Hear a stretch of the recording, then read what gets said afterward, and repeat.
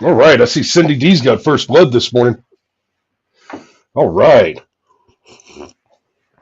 So, guys, it's Firearms Friday. Right off the rip, I got to say, it's going to be a short one this morning because I got to get down the road.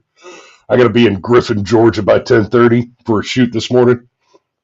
But we are we're looking at probably doing a live stream tonight and tomorrow night. That'll be Rumble Premium.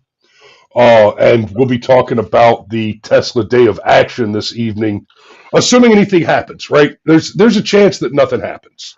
Right? I've got Mario on with me this morning. What's going Yeah. on, brother? Hey, morning. So there's a chance that nothing happens with the Tesla takedown stuff. I'd say that's a slim chance.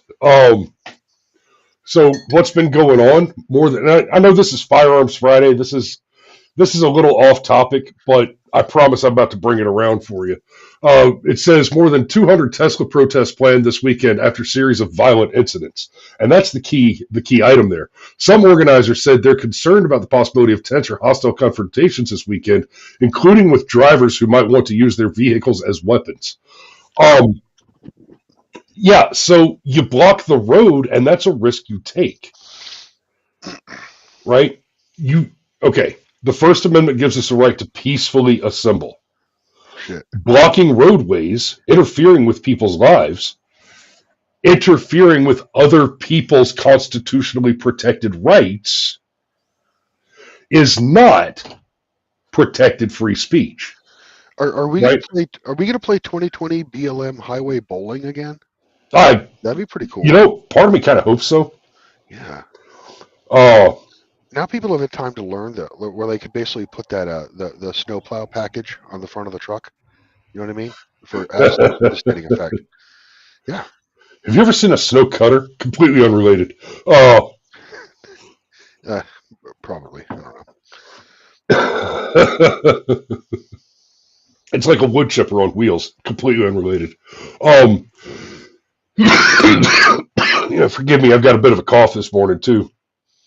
So the this whole Tesla Day of Action thing, apparently they're planning on going and protesting at Tesla dealerships. But we've seen what these people are. We know who these people are. We've seen what they mean by protesting. Right? Everybody made a bunch of hay out of January 6th. Oh, the worst day in history. Did you guys forget? Did everybody just forget that the other side held a similar rally at the White House on the previous May 29th, where they were throwing fire bombs and set fire to the church?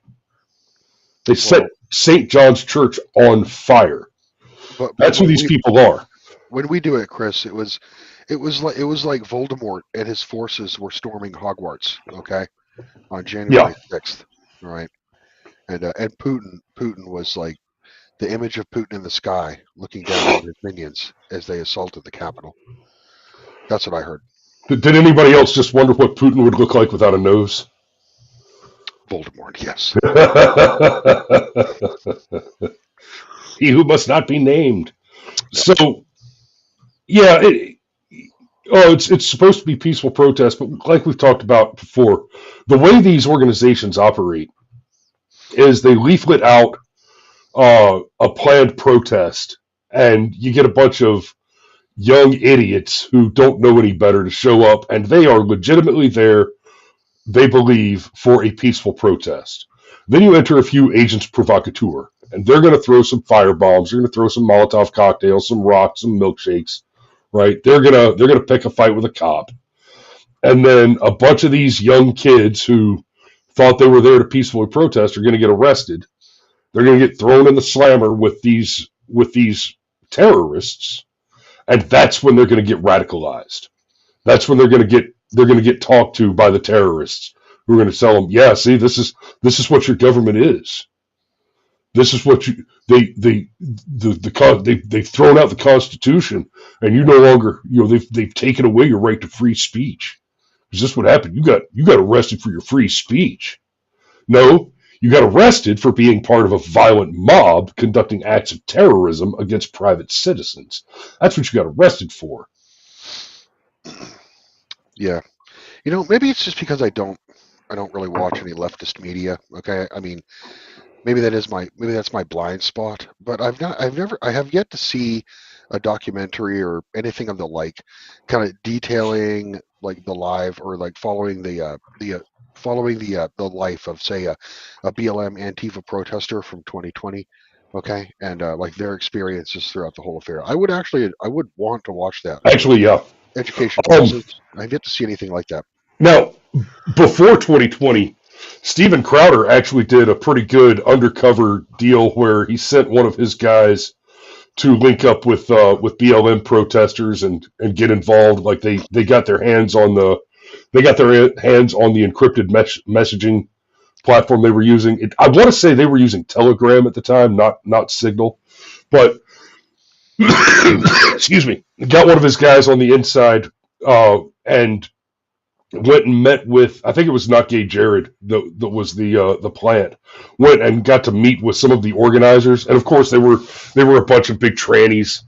Um, and like they tried to give the guy a knife and an ice pick, and explain to him when he was supposed to pull those out and use them to attack somebody, and what the objective was to get people arrested who weren't actually there to be violent, to Yeah. to round people up. And in that case, like they were doing the whole hidden camera uh, sting operation type of thing. They took all that footage to the cops, and the cops said, well, we can't do anything with it. I uh, I agree with Karma Cathedral in the chat. Modern kids aren't so dumb as to think that these protests are intended to be peaceful. They know and are waiting for the violence to kick off. I agree. Correct. Even the most like basic bitch, leftist, okay, kid who doesn't really know anything and doesn't have any vocal, strong opinions about anything, they're showing up at these events hoping for a happening. Okay, Right. they're there to see a happening if it occurs in real time. And Um, it's and it's kind of like the defense with things like doxing and swatting. They'll, oh well, we just wanted to prank him. We just wanted the cops to show up. No, bullshit.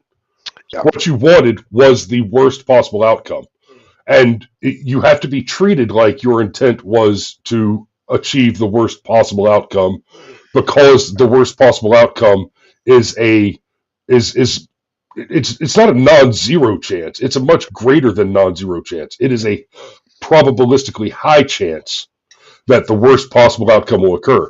The Zimmerman case is one that I like to reference often. Spike Jones, Spike Lee, one of the Spikes published an address that he believed to be Zimmerman's, and the new Black Panthers showed up and said, "We're here to kill George Zimmerman." Turned out to be the wrong address, and is probably the only reason Zimmerman didn't get killed before he was acquitted. yeah. Well, I mean, the sorry, we were just pretending to be retarded is a common excuse amongst the left. Yeah. So, yeah. Did you the guy that remember that brazen, quite literally, the brazen attack in Las Vegas where the guy shot up and then like tossed Molotovs into a Tesla dealership? Remember that incident? I didn't pull any other Tesla No, stories no, no, don't worry except. about it. They did catch the guy actually who was responsible for that. I believe his name was Paul Kim. He was a Korean communist, right? Quite literally. So he was arrested Oh, and he's being charged with terrorism. good. I believe they also arrested the trans attacker that Yeah. went and attacked the TPUSA girls. Mhm. Oh, good. And that was another bike lock attack. So Mhm. circa Battle of Berkeley, busting out the bike lock. Yep. Yeah, that was another Asian bravely defying stereotypes of being studious and intelligent. So The bike lock thing, man. Like if somebody like me hits somebody with a bike lock, buddy, that's it. it's they're emotional people who I don't mean, like any don't hard think about object. they're emotional people who don't think about the consequences of their actions. They just act on instinct and impulse. Okay, it's common for leftists. Okay, and in particular for just freaking low IQ people. Yeah. Low IQ, and you know, a tranny's hormones are completely out of whack. So there's no telling what they'll do, and if they can control their actions, Up. even if they wanted to. Full assault. Up. Yeah. I That's mean, you full got, assault. Up. That's full assault. and apparently the girl that got hit was holding a phone, and so her phone got shattered, and that's basically why she's not severely injured.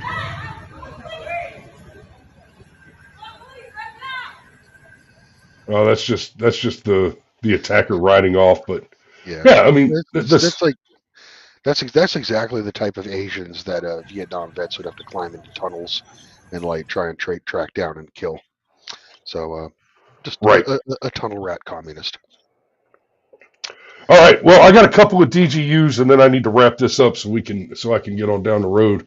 I've really only got two DGUs this morning. Let's start with this one. Spanish Fort father shoots teen intruder in self-defense. That's a tragic headline. Shortly after midnight Saturday, Spanish Fort Police Chief John Barber says a woman heard someone outside her Quezon Trace home, woke up her husband, and then heard glass in a front window break. The 17-year-old juvenile forcibly enters into this residence where he's confronted by the father, who's got a wife and 3 kids in the house, says Barber. Okay, first, here it says shoots teen. Excuse me.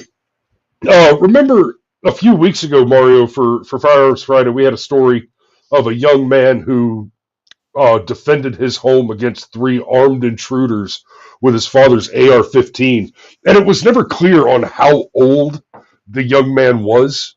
So, I mean, from the way it was written, he could have been anywhere from, probably older than 5 or 6 years old, but definitely younger than 17 or 18. But he could have easily been in the 12 to 16, 12 to 17 year bracket. If memory serves me correct, he was 13. So he was a teenager, but he was barely a teenager. Okay, in fact, everyone knows 13-year-olds aren't real teenagers. You got to be 14 to be a real teenager. But of course, he would be categorized in the same category as a 19-year-old, a black teen, which is probably who this individual is who got shot breaking into a home. And when you're talking about somebody who's 18 or 19 years old, it's in most contexts, it's not reasonable to call that person a teenager either. Right. The whole concept of teenager is a bit. There's a whole conversation to be had there. It's a bad concept. We have other words for them. Utes. Well, so the word teenager suggests that children of the age 13 to 19 are similar in maturity and development, and that's just insane, right? You talk about somebody being in their 20s. The difference between a 21-year-old and a 29-year-old is pretty substantial, but it's not nearly as substantial as the difference between a 12 or 13-year-old and an 18 or 19-year-old, right? You get, and of course, the further along you get, right, the difference between somebody who's 41 and somebody who's 49 is not substantial. Yeah, well, the older you get, the less substantial that age gets. Right, the less you develop. The difference between a 21-year-old, the slower you develop. With a 21-year-old to a 29-year-old, the difference is like basically that last development on the pyramid. You know what I mean? Like that capstone development. Okay. Whereas the difference between a 19 and a 13-year-old is practically a completely different biological organism, given the level of development and hormone release. So, well, if you get your first job when you're 21. Okay, maybe you're getting a little bit of a late start, and maybe you should have been in the workforce in some capacity a little earlier. But 21, you're getting your first real job. Okay, you're 29, getting your first real job, you're irredeemable. First job at 21, you're irredeemable? No, at 29. Oh, well. If you get it to 29 without a job, you're irredeemable. You're Bernie Sanders. How is that even possible? I mean, you'd have to have some. You could. There's Bernie Sanders. He did it. Your parents must really love you. Your parents love you so much they do you the greatest disservice. Anyway, the devouring mother. So what happened to this? What happened to this kid who got shot? So this kid, Barber says the father, who appeared to be acting in self-defense, fired one shot with a pistol and hit the 17-year-old in the upper abdomen. That'll do it. There's somebody in their residence in the middle of the night, unknown to them. There's a reasonable belief then that somebody can be harmed in his family. Okay. The article makes it a point to tell us that this is a 17-year-old kid. A 17-year-old kid, from the outside looking in, it's dark. There's an intruder in your home, and it's a 17-year-old man. Tell you something, especially in the dark where you can't see that he's got a gray beard, 17-year-old Lowry doesn't look a whole lot different than 44-year-old Lowry, 43-year-old Lowry, right? Yeah. When what you're looking at is a silhouette, a 17-year-old man is just a man, a military-aged male, right? So for the purposes of making the identification and the self-defense decision, the age is pretty irrelevant. Basically from 17 to about 60.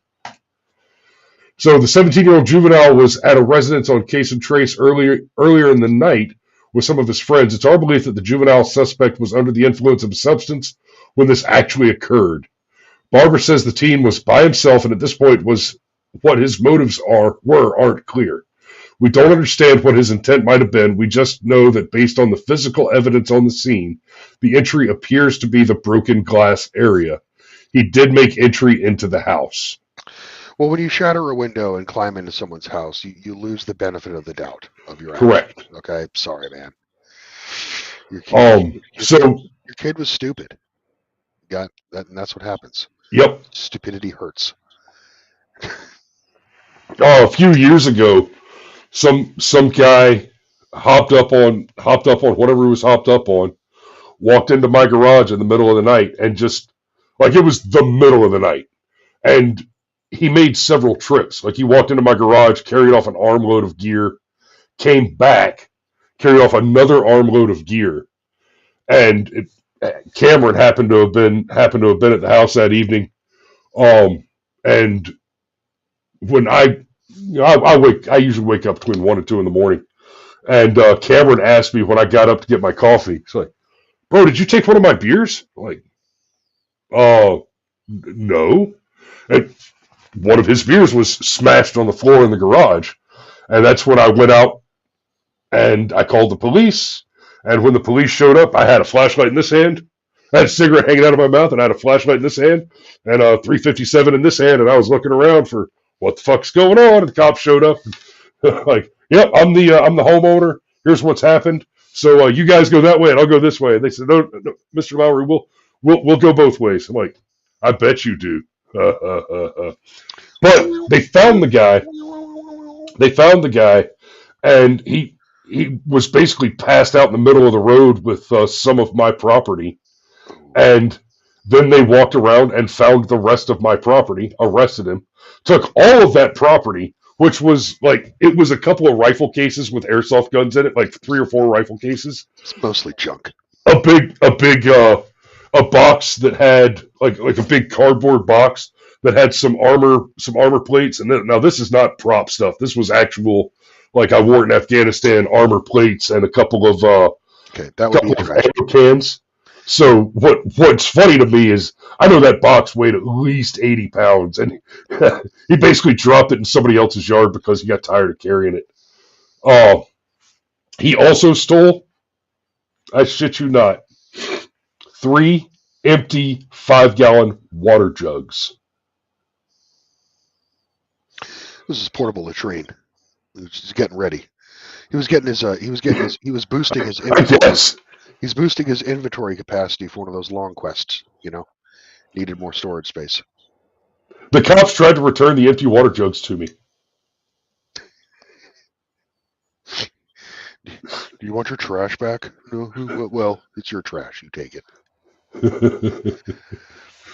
In fairness, I could have turned the water jugs in trade for full ones at a discount at Home Depot or whatever. But yeah, it was weird, and that guy was on the wrong path.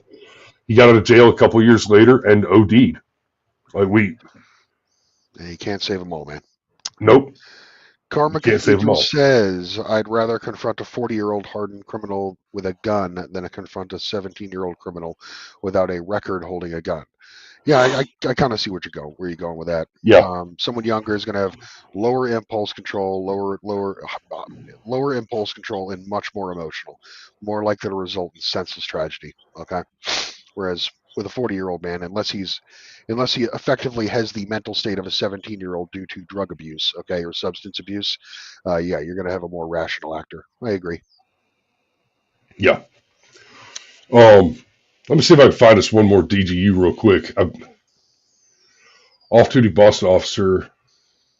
Sure, we got a video with this one. Let's see what the story is. Oh, did I? I discontinued the screen share. My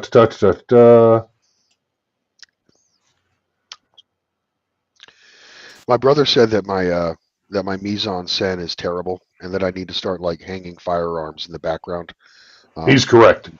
Okay, got it. Police officer was inside of. Do what, brother? You don't like the cute little picture of the birds behind me? Like, isn't it? I'm okay with a cute little picture of the birds. We need to get you some soft light, though. Okay. I've got natural lighting right now. Anyway, go ahead. There is no harder light than the sun. It's 569 Boylston Street when two individuals ran inside the establishment, being chased by an adult male armed with a knife. The individual was trying to attempting to stab the two individuals in the store, and the off-duty officer identified himself as a police officer, instructed them to drop the weapon, at which point the individual did not comply. The officer discharged his weapon to stop the threat, and the individual was struck. The armed individual was taken to a local hospital where he was pronounced. The off-duty officer was transported to a local hospital for evaluation. And at this time, there is no other reported injuries. An off-duty police officer was inside. Okay, that's boring. That sounds pretty cut and dry. I mean, that man can't talk, and he doesn't seem very bright. Take that issue, Bill. Take that. Okay, so apparently, bad guy with a knife chased some kids into a Chick-fil-A, and an off-duty cop shot the bad guy. I got nothing to add to that, brother. Did the cops get complimentary nuggets or tenders like afterwards? I would hope so. You know, it's my pleasure. When I'm feeling disgusting and fat and want to abuse myself, I have to get the spicy chicken deluxe sandwich with the large waffle fry. But now that should be enough for any man. But no, when I'm at my fattest and most disgusting, I also need the 5 additional nuggets with the Polynesian sauce. Okay. Oh, I know. The boys say hi, Mr. Chris and Mr. Mario. Good morning, boys. Yep. Well, guys, I hate to do it. I don't have time to do another DGU. Sorry, that one was a little blah. Just no real details there. But I'm gonna have to go ahead and put a pin in it and get on down the road. So you said you were doing a show this evening. Is that correct? So I'm going to keep an eye on the news today and see what happens with the Tesla Day of Action, and then I'd like to cover if there's any significant development on that. Then I'd like to cover that this evening, and we'll cover something else for tomorrow night's premium stream. Okay. And you're welcome to pop in for that one. Tell the audience if in their local area, if they see any kind of mayhem or any hot tips, go ahead and forward it to you at the email provided in the link, right? Send it to send your hot tips to the show at brushfiremind.com, and I'll be checking for those before we go live this evening. Mm-hmm. So other than that, y'all, it's Firearms Friday. Keep calm and carry one. Go forward out there and be safe. Keep your head on a swivel. Don't drive drink and don't fry bacon naked. Y'all be safe. We love you, and we will see you this evening. Ciao.